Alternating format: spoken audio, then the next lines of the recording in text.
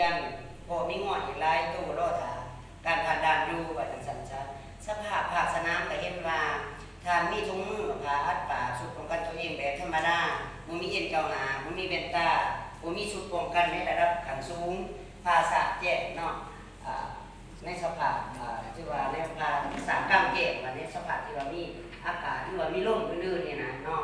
วันนี้กิจกรรมมันก็คือว่าการตรวจกาเพื่อหาเสือหาเสือไข่ดำนั้นซึ่งว่าอยู่ในนี้ของเฮาก็เห็นว่าเรื่องพยาธิแท้ๆมันเห็นว่าเป็นพยาธิที่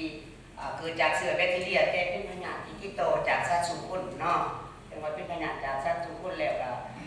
มีความทนทานต่อสภาพแวดล้อมสูงเนาะสำหรับอันนี้ของมันนั้นและนอนอยู่ในกลุ่มที่3เนาะเป็นพยาธิที่รุนแรงเฮ็ดให้คนเวลาเขาติดแล้วเสียชีวิตเนาะอันนี้เฮาการติดแม่นเฮาอยู่ในอันที่4เนาะอยู่ในกลุ่มที่4บ่เป็นแม่นบ่ครับเนาะที่ว่าอยู่ในอันนั้นที่4เนาะที่ว่าให้เฮาได้เห็นแล้วก็พวกมันแห้งเป็นหาเนาะเป็นหาแล้วก็คะแนนเป็นเศร้าแล้วคะแนนรวมเนาะเศร้าก็ที่ว่าเป็น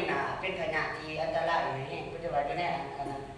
ความเสี่ยงสูงเหมือนนั้นเนาะสูงสุดว่าจังซั่นซะถ้าวันนี้ก็ได้มีความเสี่ยงที่สูงสุดต้องบอกถึงความปลอดภัยทางด้านชีวภาพของเราโดยเฉพาะอย่างไข้เลือดดำนั้นเฮาหูกรณีสงสัยเฮากับเพิ่นคือว่าวันนี้นำให้มีการ